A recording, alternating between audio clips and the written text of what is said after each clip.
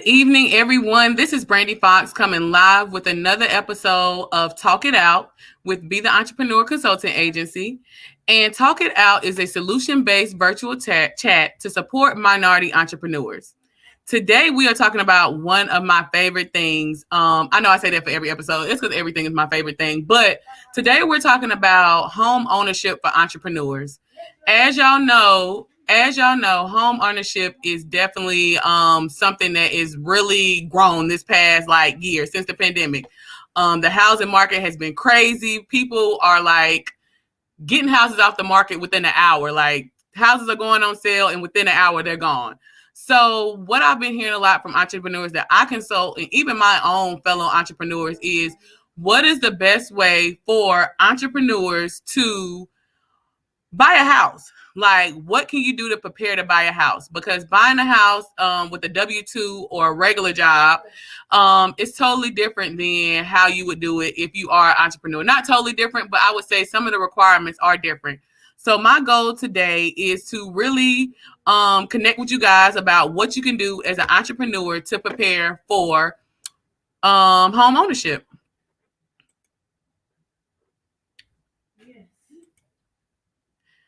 So today, I'm super excited to have Andrea Murray on here today. If you are on Instagram, you can follow her at Sold by Andrea. And Andrea is a real estate agent, and she's going to be talking a little bit more about how to prepare for home buying for entrepreneurs. Some of the topics we're going to cover today is how to make sure that your business foundation is legit, because you know if that foundation is not right, they are not going to lend you any money. The second thing that we're going to talk about is what documents do entrepreneurs need to pre-qualify for housing, for a new house or used house or the housing market. The third thing we're going to talk about is how to prepare for the house buying process. If you've bought a house before or you know anybody that's bought a house before, you know that process is crazy. And Andrea, she's actually a new homeowner herself. So when she comes on today, I'm excited for her to give you not only a real estate point of view of how the housing market is, but she can really give y'all a first person point of view of how it was to purchase her first house in this crazy housing market. And last, we're going to talk a little bit about the difference between an FHA loan versus a conventional loan, because those are two different things. And what we've noticed in the housing market is your normal FHA it's kind of it's struggling right now in this market just because the cost of housing has went up, so on and so forth. So we're going to talk about the difference between the FHA and the conventional loan and how you can prepare as an entrepreneur for both of those things. So a little bit about me. I am Brandy Fox, and I own Be the Entrepreneur Consulting Agency, and we specialize in strategizing, implementing, and empowering new entrepreneurs. And we do that by providing you with the step-by-step tools to start your business from beginning to end. So if you are an entrepreneur, you kind of been doing this for a little bit and you just need a business plan, we have an ebook that's perfect for you. That'll be book 5, My E-Business Plan, where you have the ability to write out your e-business plan exactly how you want it. In addition, we show you step-by-step each part. So when you're in the vision phase, we show you how to write out your vision. When you get to that market analysis part, we show you how to analyze your market and realize where your business falls in the market. When it comes to budgeting, we have pre-filled templates that you can buy that allows you to prepare your business to start, grow, and scale. So the different types of programs that we have available for entrepreneurs is our Institute of Entrepreneurship. Basically, that offers you the opportunity to be able to buy one of our ebooks and get online course resources in addition to it. So you'll get to buy an ebook, and then you'll go online and have a whole e-curriculum that walks you through each step of the home buying process. I said the home buying process. Look, I done got caught up in today's topic in entrepreneurship. We also have our How to Start a Business in 30 Days ebook series. That includes 8 different ebooks that show you how to start your business. Then we have our BTE Academy. BT Academy, this is my baby. It is so exciting for me. BT Academy is a step-by-step plan that walks you through all 8 steps of entrepreneurship. But in addition to how to start your business, it also connects you with a one-on-one mentor. So, for example, when you do the accounting phase of your business plan, it also allows you to meet with a certified accountant. So not only do you get to create your financials, you have somebody that's there to support you for a free 60-minute session that's included with your Be the Entrepreneur Academy tuition. Lastly, we have Be the Tribe. Be the Tribe is for entrepreneurs who are kind of thinking about entrepreneurship, but you may be working full time, or maybe now is just not the time. And this is the online hub where once a month we come together with activities as well as live webinars where you can learn how to start your business at your own pace. So regardless where you are in the business startup process, Be the Entrepreneur is here to support you. So what you can expect tonight is a free Be the Entrepreneur consultation giveaway at the end of the show. So this show ends at 7 o'clock. So if we make it all the way to the end, which I hope you do, you have the opportunity to get a free 30-minute session with me. And in that session, you can ask me any questions that you may have about entrepreneurship, starting your business. I'm an open book. I'm pretty knowledgeable on anything with starting a business, but if there's anything that you ask me that I don't know, I would definitely find out and follow up with you ASAP. Another thing you can expect today is organic solution-based discussions. Everything we talk about is real. I try to really choose topics that I feel like are affecting entrepreneurs that I know and things that I see that you guys talk about online, in my personal business groups, in my public business groups, so we can find a solution to the issues that are keeping minority entrepreneurs from reaching their full entrepreneur potential. In addition, what makes this show different than any other entrepreneur show that you might watch is that we use action-based tips to help you overcome the barriers of today's discussion. So not only do we just talk about it, but we actually give you steps that you can take to prepare. Lastly, we do live Q&A. So if you have any questions, please do not hesitate to type it in the comment area, and you will have the opportunity for us to answer that live. Lastly, we have a word from our sponsor.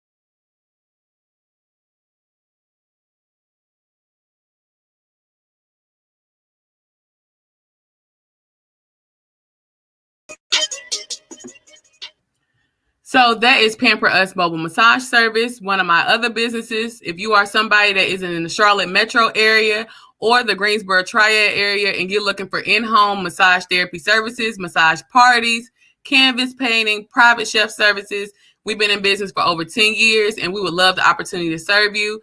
You can look us up on Google at Pamper Us Mobile Massage Service. So now, I'm super excited to welcome my guest for the day, Miss Andrea, and I'm going to start with her motto. It doesn't get easier, you become better. And girl, I love that because you can use that in business, life, entrepreneurship, working out, everything. So without further ado, hey, Miss Andrea. Hello. How are you? I am well. How are you doing? I'm doing good, girl. I'm excited. We've been chopping it up for a little bit, so I was excited to get you on here and get these people the information they need. Whew, well, I'm excited to be here. I'm, just a little nervous, You but so but I'm glad you like the motto. It does get easier, you become better. Yeah, that's just like you said. It's a quote for everywhere in life, to be honest. It is. And I love me a good 360 quote because, I do a lot. So to have something like that in the back of my head at all times is really real. And then I think it ties to the essence of consistency.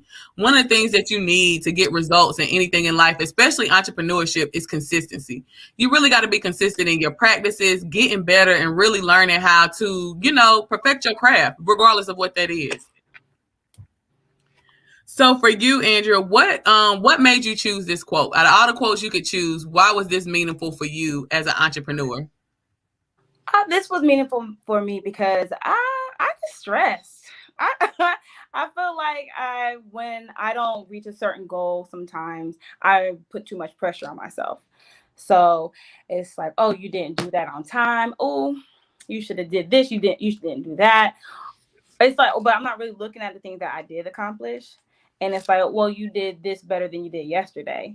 So, and now you're more knowledgeable than yesterday because of what you experienced.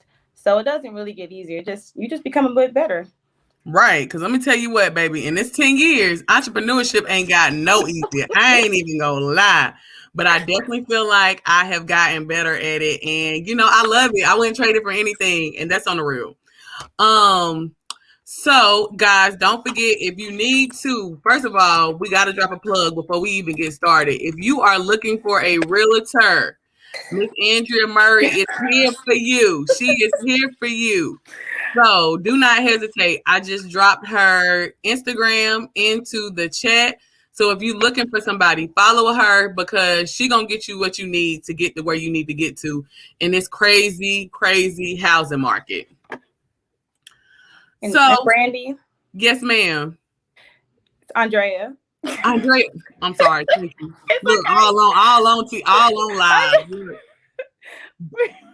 Thank you, though, because some people let me go through this whole show and not tell me. I know. I was thinking about it, and I'm like, no, go tell her. Just go ahead and let her know. No, and I feel so bad. Like, I'm like, how I've been consulting. First of all, y'all, I've been consulting her for like a year. That's the bad part. Like, that's why I feel extra bad. Like, we Instagram friends, we be liking, loving, DMing, and everything. But no, thank you, girl. I appreciate it.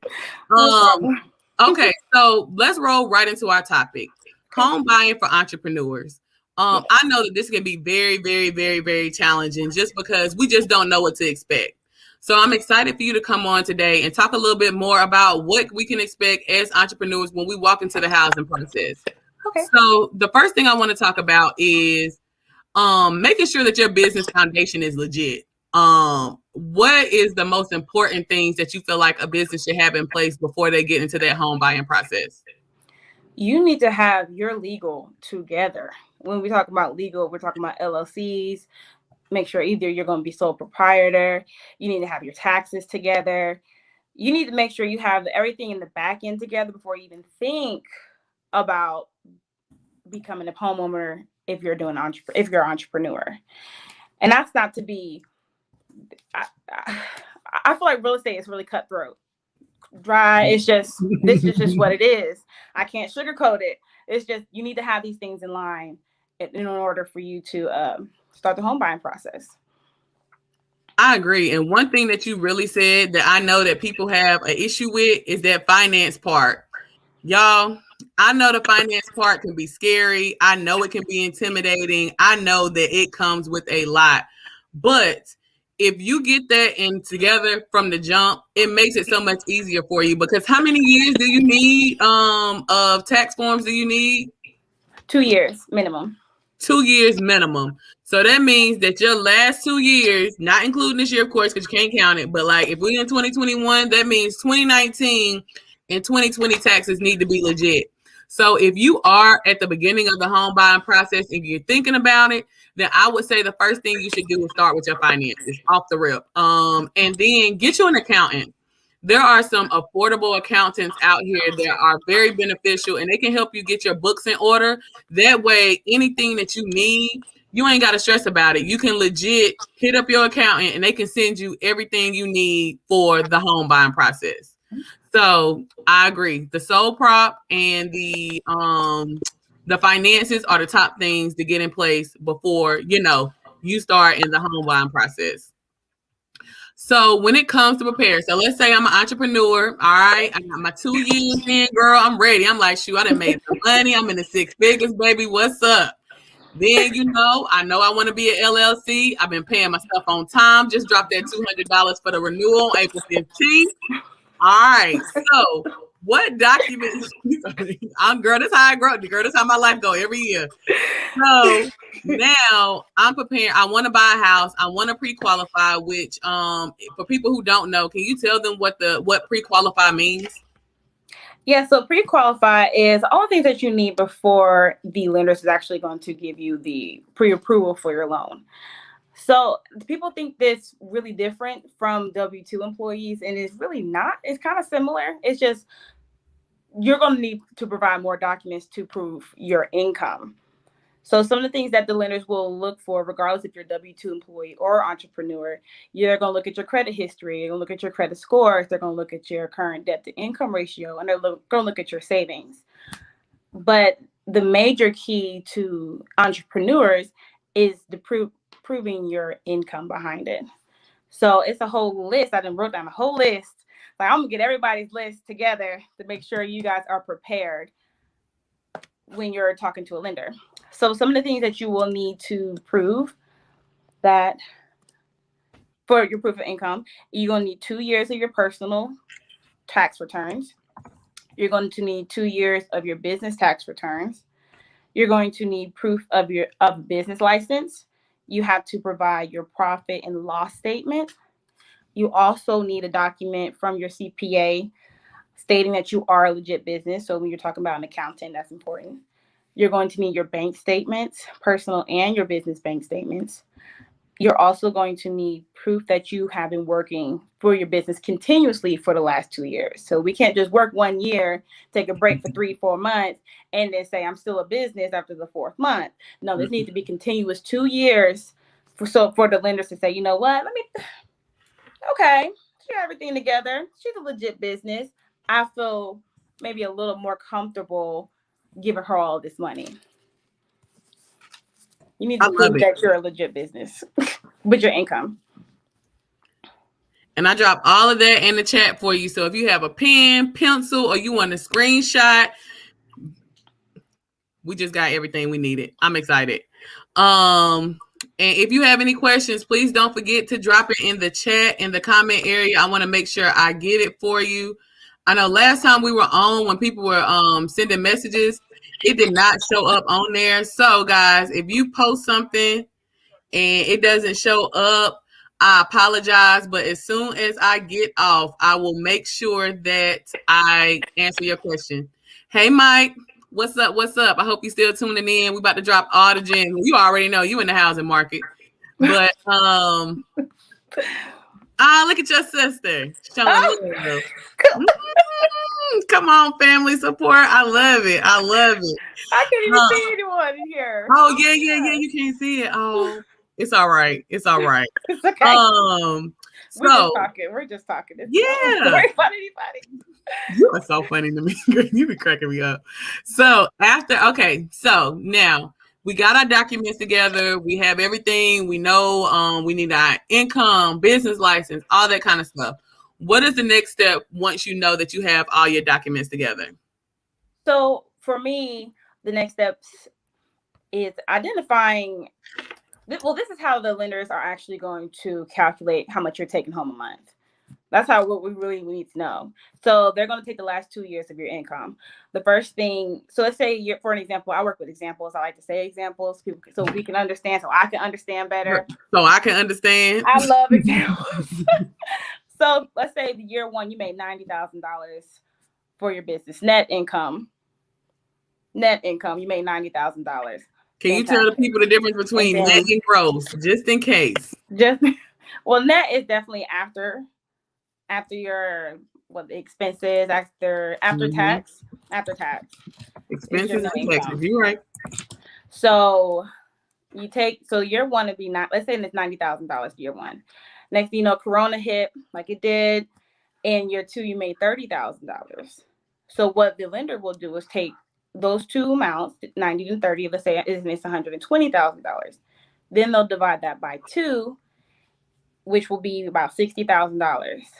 So that's your average yearly income. Even though you did make 90,000 year one, your average for both of the years will be $60,000. So then they'll take that $60,000, divide that by 12 for your monthly income. So your monthly income will be $5,000, and they'll use that for your housing expenses and your current debt that you have. And they'll use that to base that off of your debt to income ratio, which is huge with lenders. That is so huge. I remember when I got my I remember when I bought my house. When was this? What year is this? 2013. I bought my house. And when I bought it, I remember like I had to pay my car off. Like I had my old car. I think I had like 3K left on it. And Mm-hmm. it was like, your debt to income ratio is good, but if you get rid of this car, it'll be even better. It'd be even So, better. right, girl. I was so sad, girl. When you get your savings all pumped up, you know what I'm Yes. saying? I'm like, girl, I'm balling, I'm bankhead bouncing. Even though I can't spend it, it looked good in there. Girl, when I had to drop that 3K, it hurt my Yeah. heart. Yeah. Oh, home buying process is, people glamorize it. Oh, I'm about to buy a house. I'm saving for a house. It's stressful. I Baby like stressful. Brandy just said earlier. I just bought my first house in April of this year. So the whole 2020, I was saving. When I say I wasn't doing anything, I wasn't doing anything. And people will say, "Well, it was Corona. You couldn't do anything anyway." I mean, that's kind of a. I mean, if you want to put that on me, whatever. But I could have done stuff, but it definitely, whatever I did is not going to help you out, excuse wise. Mm-hmm. I put all of my money towards saving for this house and paying off my debt. I had a high credit card balance. Did not know how it got there. Had to pay it off. No, I Did not don't know. I know. got that. It snuck up on us. It's Snuck just up like, on oh us. wow, what happened here? Yes. So a debt to income ratio for people who want to know is definitely the ratio that helps the lenders determine if you can afford additional debt on top of the debt that you currently have. Uh-huh. So the kind of debt that they look at is like the debt that actually hits your credit score. So we talk about student loans, which a lot of people have. We talk about cars. Of course, people have car notes sometimes. Then we have things such as credit card debt. That's the high interest debt. That's something that you can control. Is your credit? Well, you can control all of it, but you can definitely pay down your credit card, if not pay it off completely. Do you have to pay off your credit card debt? You don't have to. But like you said, you didn't have to pay off your $3,000 car. It would just be beneficial for you if you Mm-hmm. did. So paying it down at least under 30% for credit cards would be fantastic. So how the lenders calculate debt to income ratio is your monthly debt payments, and they divide that by your monthly income. Okay. And yeah, so then they take that percentage, and it really depends. It varies with lenders, but on average, it's about, as long as it's under the 43% mark, they'll be more comfortable continuing with the pre-approval. So So monthly debt payments divided by your monthly income. right. So let's say your monthly debt came up to about $2,500. From the example we use with the $90,000 year one, $30,000 year two, $5,000 every month for that example. So if your debt is $2,500, but you're only bringing $5,000, and you're bringing $5,000 in a month, not only because that's a lot of money, okay? Right.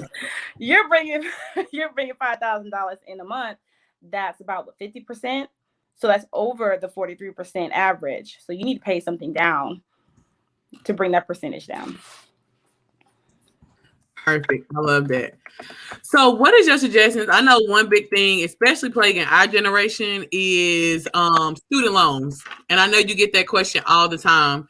So, how do student loans calculate into it, especially for people who have like higher ones that in like the 100,000s and all that stuff, and that may be their only form, their only debt. How do you handle that? Like, because you can't just pay that off like a car. Right. Right, girl. Right. Well, student loans is something that everyone has, right? So, if anything, if you can tackle other parts of your debt, for let's say you have a high student loan, like $50,000, I don't know, $50,000, $60,000. If you can tackle other parts of your debt to income ratio like the credit card debt, the car note, personal loans. If you have any of those, tackle those first if they're a lot lower, and then you apply that amount towards your student loans to pay that amount down.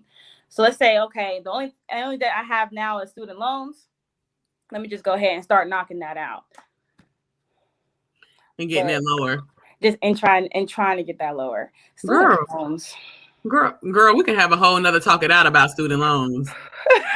Because Stressed Biden about lied to me, girl. Biden lied to me. But I'm playing. I'm at least give him a year. I said it's just like a female. Like, you ain't giving that man no time. He didn't got in the office 5 minutes ago. We don't care about no stimulus checks or nothing. All I've been seeing on my timeline was like, Biden, what's up with these loans? So these student loans, sir. Yeah, what you said? It's June. Baby, we 50%. Well, 60 next week, actually. It's about to be July. It's about to be July. It's about to be July. Girl. And I feel like the earlier you start the home buying process, the better. If you want to buy your house within the year, if 2 years is even better.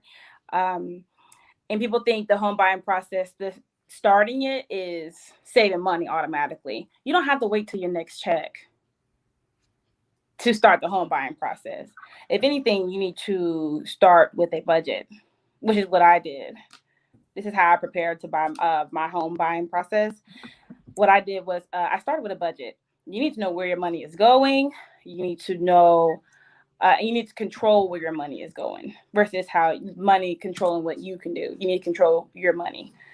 And you would think, we're doing that. No, a lot of us aren't.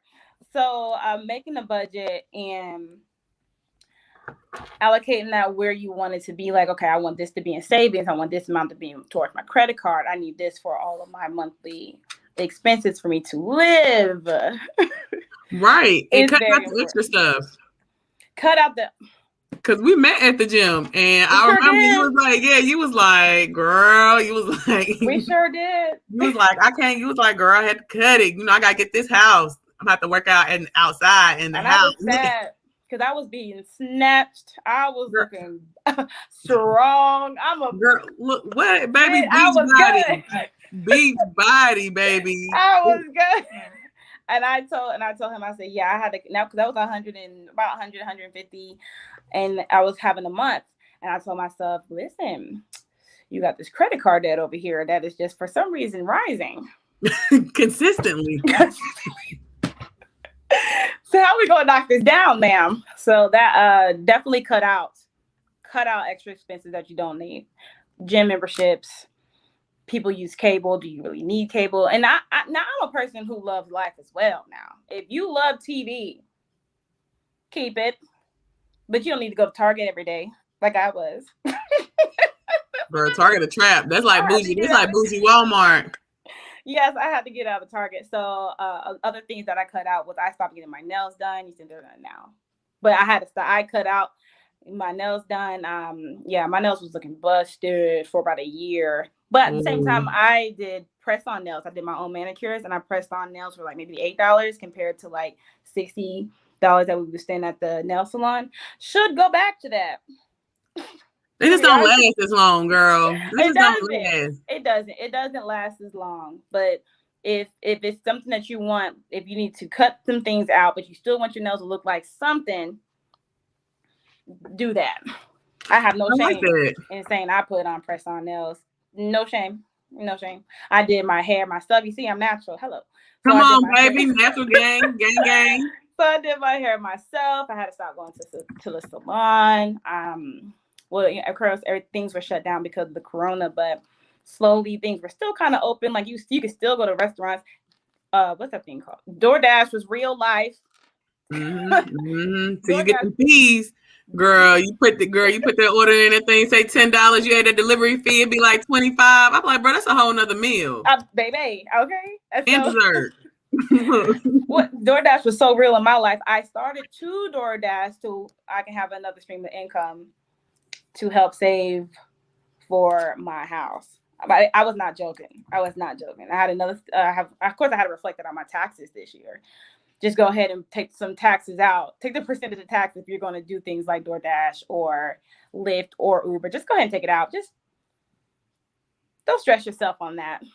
That's some of the things that I definitely did because, yeah, it's hard. It's tough. But if you're determined to do it, it doesn't get easier. You'd be better. Right. And I think it prepares you because one thing, being a homeowner myself, one thing that I feel like people forget about home ownership is that when you own your home, that means you're responsible for everything. Come on. Everything, baby. So, it ain't no more calling maintenance. Like, that's one thing I love about staying in an apartment. The toilet plug maintenance, and they come, they fix it for free. Yes. But when it comes to that home buying process, the good thing about practicing that budget in the beginning, before you get the house is you can continue that same budgeting practice after you get your house because something is going to break. Even with a new house. Like, I built my house. Mm-hmm. And even with me building my house, like, my air conditioner went out. Hey, you already know, girl. In June, baby, it was hot, hell hot, sauna hot. Look, girl. So they give you all the little warranty people stuff. So I'm in the cabinets. I'm looking. I'm like, we ain't gonna make it in the heat. Girl, perspiring. So then, girl. Girl, I called the people. So they send the lady out. Girl, she was like, I know exactly what's wrong. I think it's a setup, really.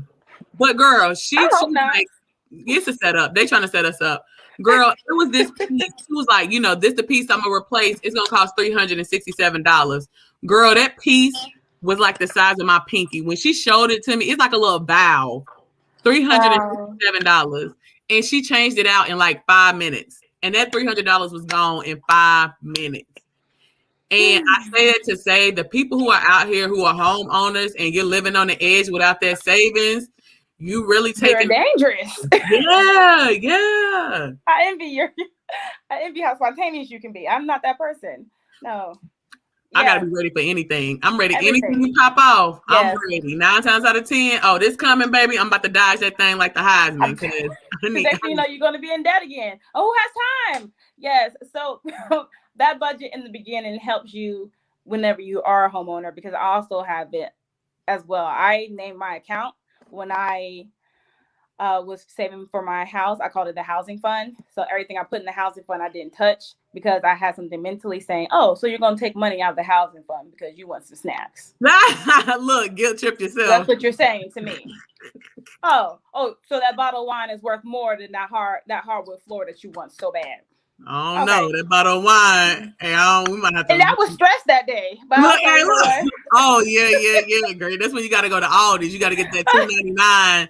Just knock the edge off. But you got to drink 2 bottles, so it's really like $5. But it worked. You know what I'm saying? but that is so funny.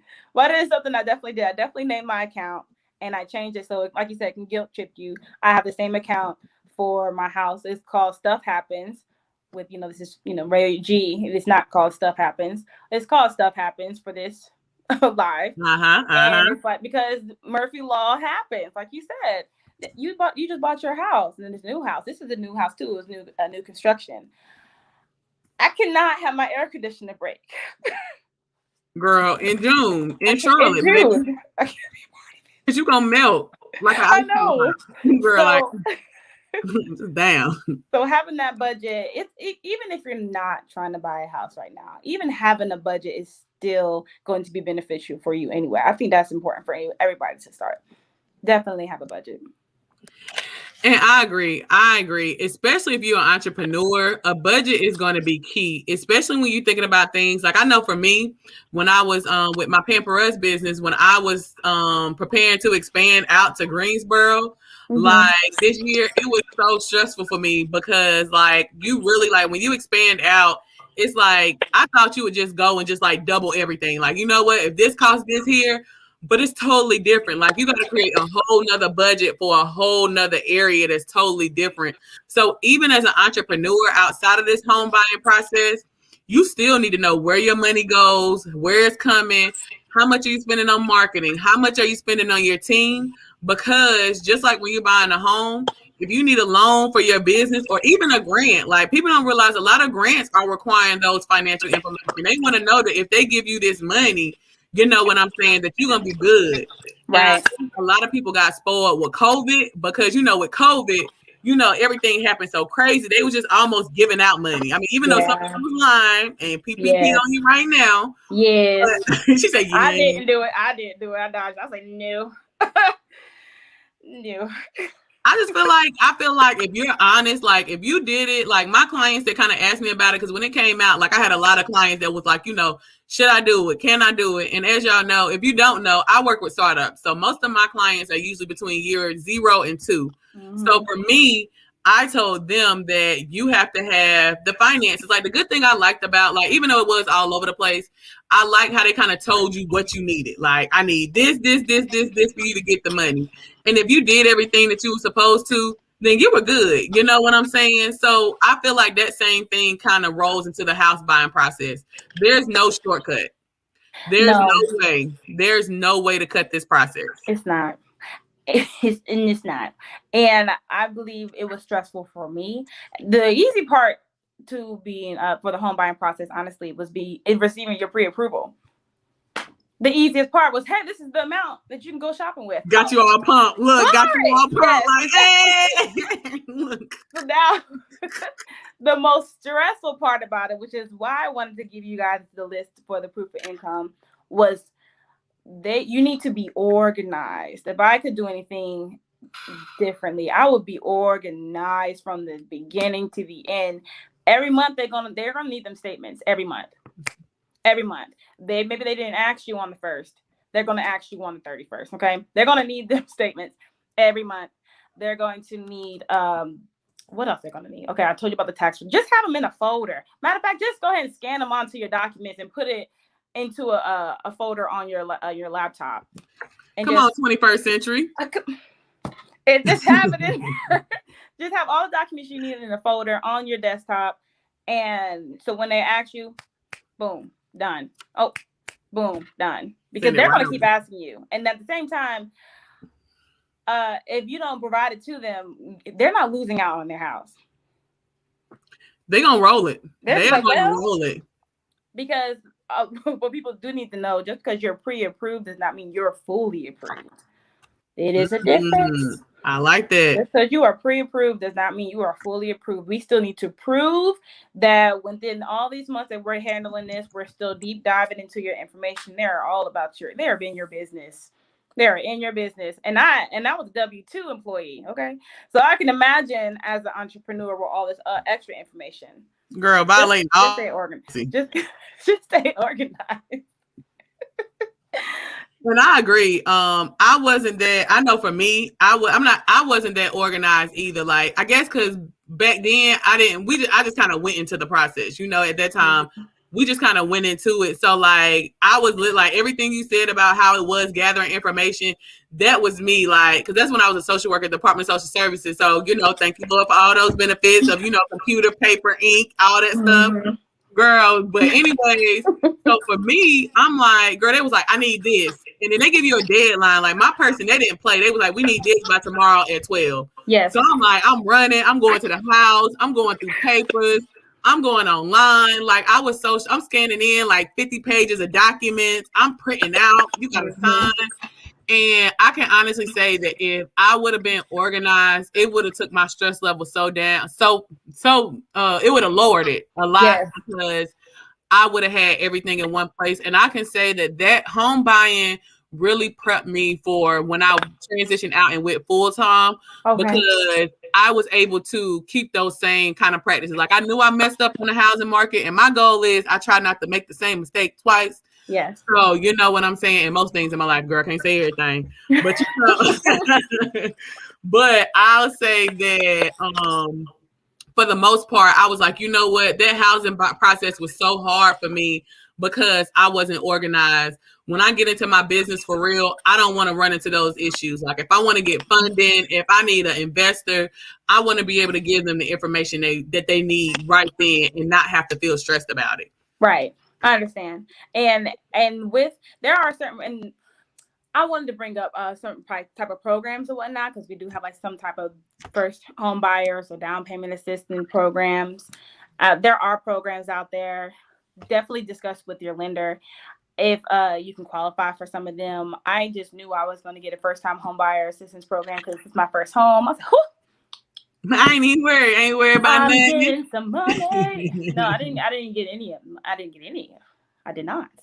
So what kept you? I had too much income coming in for me to qualify for it. Oh, And I was thinking to myself, you know what? That makes a lot of sense, because I'm pretty sure the government's just not going to give money just to be giving money get to money. everybody. Mm-hmm. So definitely talk to your lender. Definitely talk to your lender about that, about first time home buyers, because if you can knock off some of this money that you're going to drop, do it. Definitely discuss it with them. But I still say save, save some money. People, a lot of people ask me how much money should they start saving with. I tell them about 3% of their. It's about 3%. I in the beginning, I say save about 3% of the. Let's say about the house. I said 3% of the houses that you're kind of interested in. The average house right now is, well, average single family house is about in the 300,000s. 350, girl. I read it this Yeah, morning. Three about I'm hundred about to and say it's about fifty. 300s. I'm Yeah. like, that's crazy. So let's go say 3% of that. Wish I had a calculator. Yeah, just just 90,000. They get like 90. Like, yeah, just 90. Just put that to the side. Save Where's that. my? Girl, I'm trying to find my calculator. I don't know where it is. girl, I'm just multiplying 3 times 3. The 3 at the beginning of that 300,000 and that 3%, and that sound about 90,000 to me, Like or 9,000. 9,000. Girl, or 9,000, maybe. Girl, math ain't my strong subject. My accounting the bomb. Look. Oh my God, you're so funny. Yes, but yes, just start saving. Even if you receive first time home buyer assistance program, and you don't have to worry about any type of down payment. Beautiful. You're still have to pay closing costs. So you're still gonna have to give out some money. Somewhere you may have to give out some money. It just really depends on it really just depends on your situation and the lender that you're choosing. So discuss with the lender what you can do as an entrepreneur. No, That's I what I totally have agree. advice.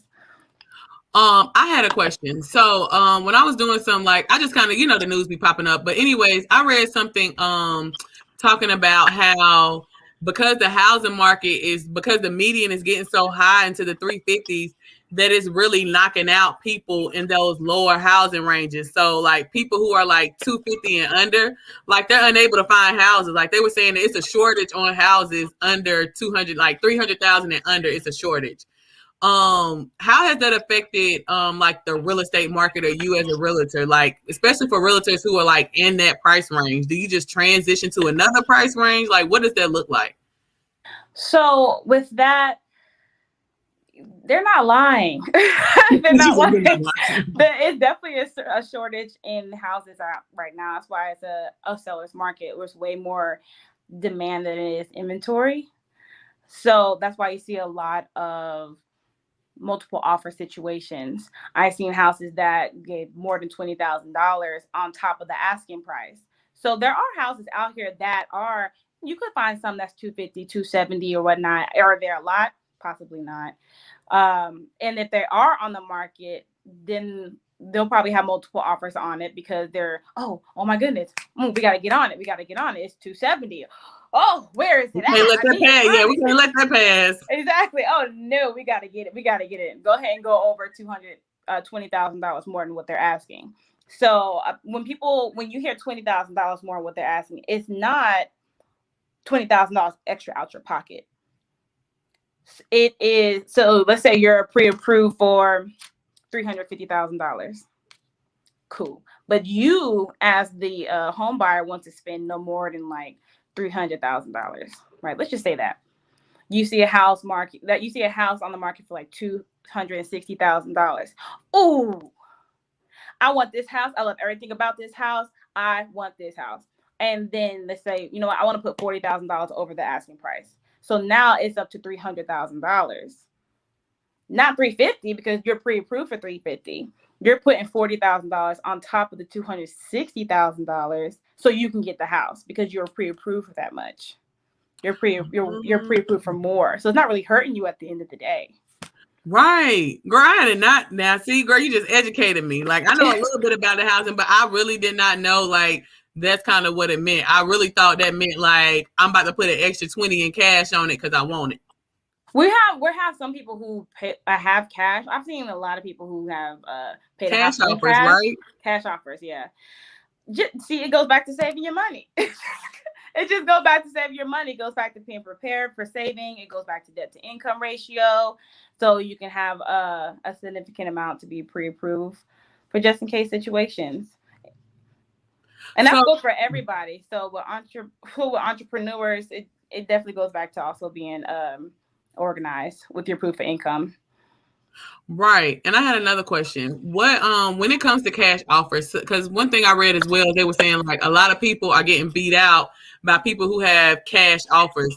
So does that mean that they're trying to pay for the whole amount of the house in cash, or like what does that mean if somebody is like has a cash offer? Well, they have a cash offer. Then I haven't worked with cash offers as of yet, Okay. but I definitely heard of situations where people like, oh, I have a significant amount, like maybe $60,000 worth of cash up front. But I haven't worked with cash offers yet, so I won't be able to actually go into detail about that right now. Oh no, that's cool. I appreciate your honesty, girl. I I'm already tell me you sorry. come over here and be lying to my people. They're gonna Yeah, be like, I yeah, don't want to lie. you said that if I Like, got I'm gonna the write that cash, I'm down in there. myself. Look. Write a cash offer. Okay, so another thing I want to talk about, and some of these questions are just coming up on things that I'm reading online. So the FHA and versus the conventional loan. Like I know we talked earlier, I know for the most part that's on that lending side. But Right. one thing that I saw when I was reading was that they were saying that FHA loans are really suffering because like the normal amount that FHA loans get approved for because there's no housing in that type in that market in that budget that a lot of people are having to transition into conventional. So I want to know if you could just talk a little bit about the difference between a FHA loan and what a conventional loan is and the difference. Okay, so FHA loan, they're more so government assistant based, and the conventional loans are not. So with FHA loans, you can have like a lower credit score. You can have about 580 for a FHA loan, and with conventional loans, you need at least to have a 620.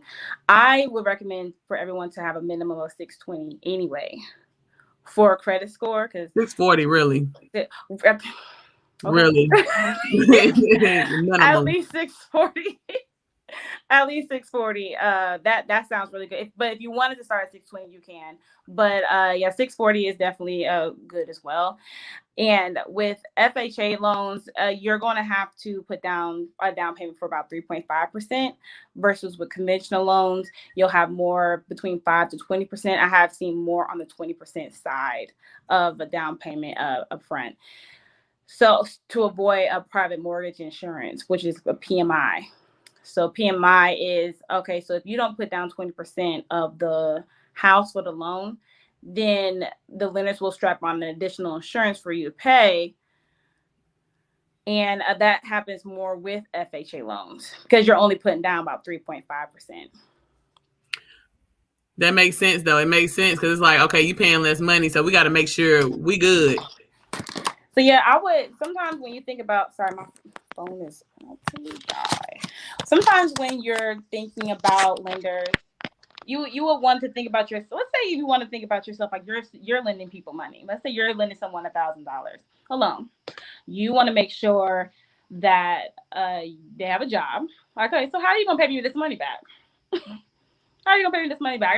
Okay, so you're an entrepreneur. That's cool. So do you have any tax documents showing that you're an entrepreneur? Do you have any licensing saying that you're an entrepreneur? How can I tell that you're an entrepreneur? So you have to really think about it like they're lending you money. Like if you're lending a family member or a friend or even a coworker money, how am I going to prove to you that my business is sustainable and bringing in actual income? So they're not doing this on purpose. They're not trying to be stressful. They're not trying to be stressful or anything. They just want to make sure they're good on their end. like you were just saying.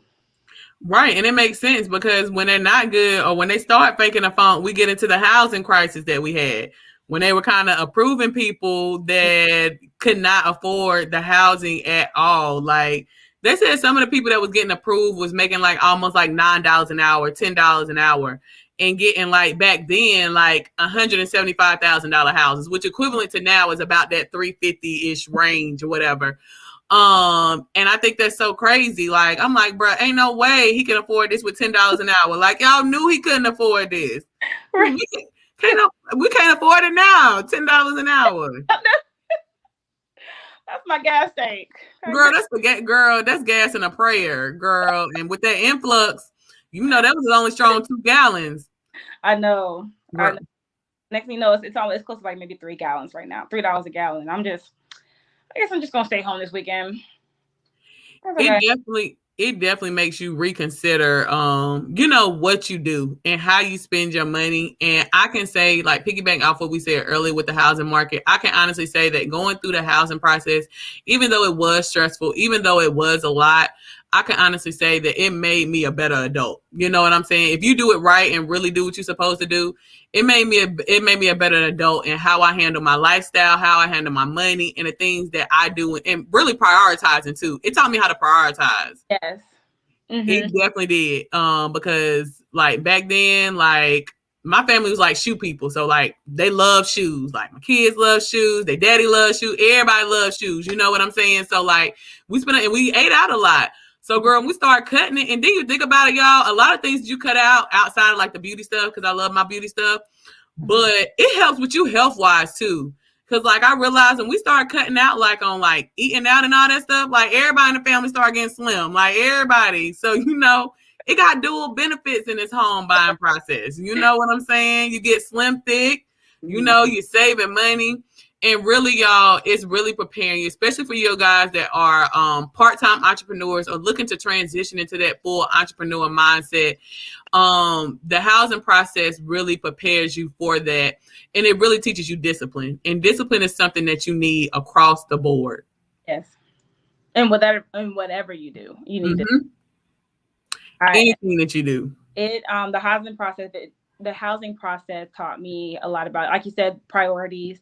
It taught me it taught me like, okay, I can actually stay off of Amazon if I really wanted to.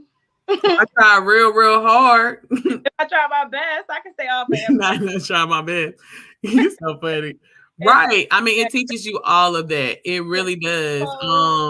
Yeah, it's like, okay, so do I really need another pair of shoes? Of course I would love another pair of shoes. I love shoes. I'm not just, you have a black pair of shoes, you have a white pair of shoes, and you got running shoes. You don't need no more shoes if you're trying to buy a house. Not black, white, and running. Oh, healthy. You done took it down to the basics. You don't need no more shoes. You probably got shoes in your closet still in the pretty little box. Girl, look, the bottom of it clean, baby. Ain't got one a scuff. Then wore one time, one event. So another thing before we get into the closing, because we're getting close to closing time. One thing I wanted to kind of talk about in closing, and you should be familiar with this, would be the closing process. Like, yes, can you talk to people a little bit more about what that closing process went? Because I know for me, my closing date changed like 8 times. Like I was in high stress, like. So, and I've had people that's like, girl, I'm about to close on Friday. And I'm like, well, this your first closing day? Yeah, girl. I'm like, oh, okay. All right. I'll talk to you on Friday. You let me know how you feeling. So what's some information or tips you can give people in preparation for that closing process? Okay. So, I'm sorry you had to go through that. Yeah, my closing process was day of. And I was like, praise.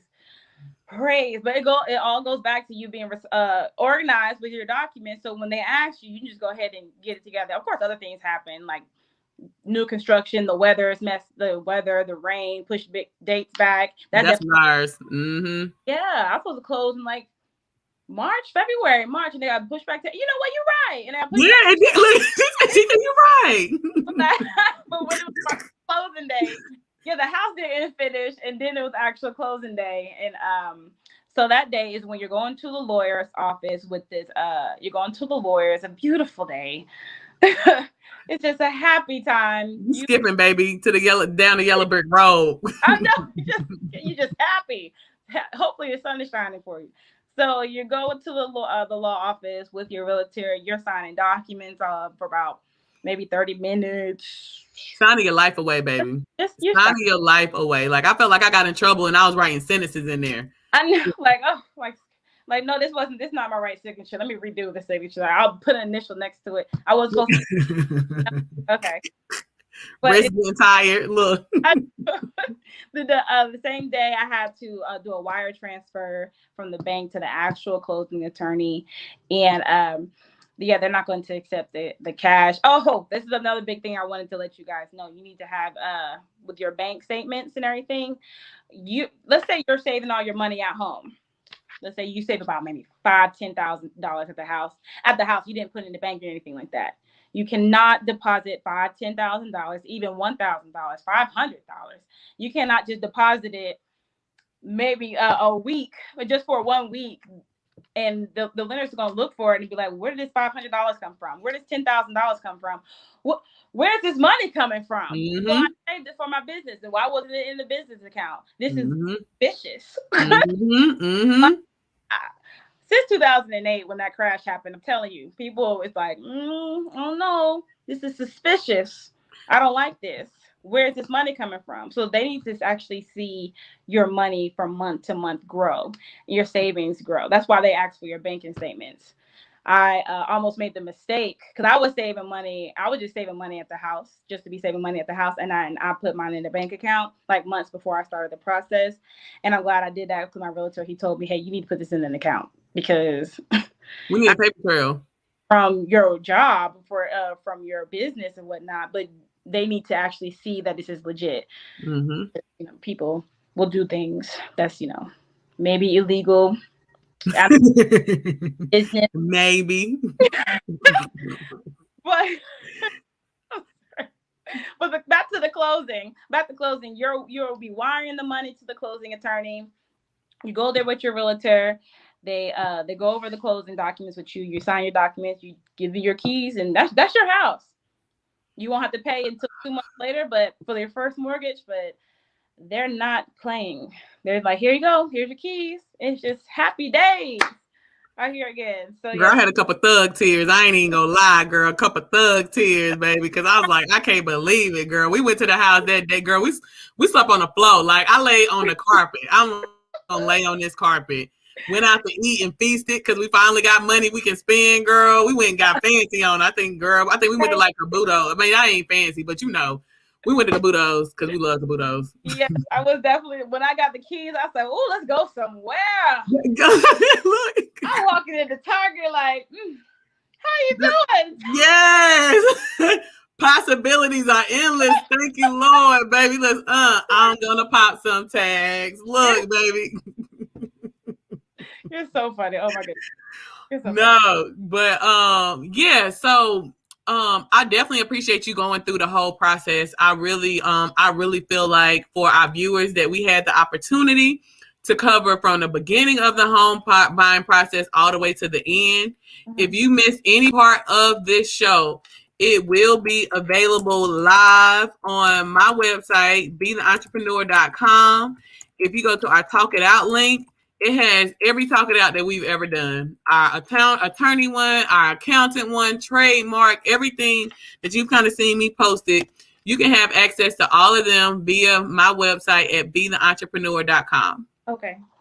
So the last thing, you say, girl, got everything on there. So the last thing, what is a tip that you would give to entrepreneurs or really anybody that's kind of going into the housing market? What are some tips that you would give them, like a closing tip? Okay, a closing tip I would give anyone going to the housing market. Stay organized. Please, it doesn't have to be stressful. It's going to be it's going to be a challenge process. There are going to be times where you think you're going to get that house, you're going to put an offer on a house, you might not get the house, you might not get the first one, the second one, or the third one. Maybe it's the ninth one that you get. Right. We want to get legit. If you want to be real, I wasn't gonna go there, but since you said it, You might get the ninth one. Just when I say stay strong, and it's just like, you know what, just make sure you have a realtor who is not, you know, you're not even highlighting myself. If you want to use me, that's fine. If you want to use somebody else, it's fine. Either way, make sure your realtor has great communication skills, because you want to be in the know from the beginning to the end. That is very important. Make sure you find a realtor that communicates very well and understands your communication style. If it's text message, emails, phone calls, I don't know, put it on a pigeon email. I'm not. Come on, smoke signal. Come on. Bat signal. They communicate with you from the beginning to the end, because it is a process. It is a lot of money, and you want to work with a professional that's able to know what they're doing. I agree. So what is the best way that everybody can reach you? I put your Instagram on here, but is there any other way that you want people to be able to contact you?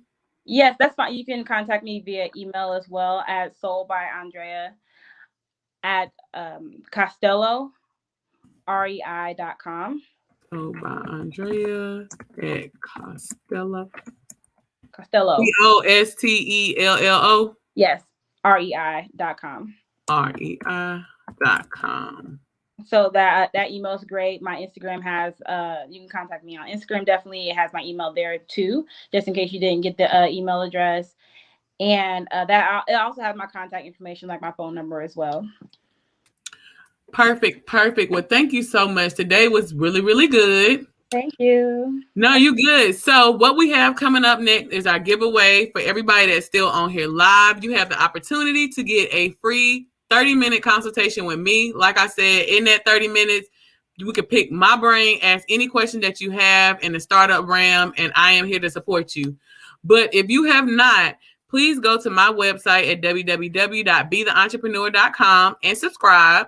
And once you subscribe, you'll automatically download our Straight to the Market checklist. And it's the 8 steps to test your new business idea. Because I tell everybody every time I'm on this show, it's nothing worse than thinking you have a good business idea and then you put it out there, you spend money on marketing, logo, and then nobody buys it. So look, she's like, girl, it's life. It's really out here happening. Like, I've had clients that came to me after they kind of tried to do it themselves, and they're like, it's not selling. And then when we get to that market validation, they don't have no market. You don't have a market. So with these 8 steps, it teaches you how to test your business idea before you spend any money on it. So you get that for free by going to my website and just subscribing. So how you can get your Talk It Out giveaway. First, all you need to do is go to our Instagram or my Facebook page at b.the-entrepreneur. And y'all make sure y'all spell entrepreneur right, because that's where everybody mess up at. And I ain't gonna lie, before I started this business, I was jacking it up. But I done got it together now. I done got it. But you can follow me on Instagram or Facebook at b.theentrepreneur.com. All you have to do is share any post, tag us, and boom. The first person to do it, they automatically get a 30-minute consultation to kind of talk about anything that you need to support your business. So once again, I want to thank you guys for tuning in to our Talk It Out this evening. It was definitely amazing. I'm super excited. Thank you, Andrea, for coming on again. I really appreciate you. Of course, no problem. All right. Well, you said what? Thank you for having me. Oh, yeah, of course, girl. You did good. Like, you dropped some real good information. I really appreciate it. And for everybody else, good night. Bye.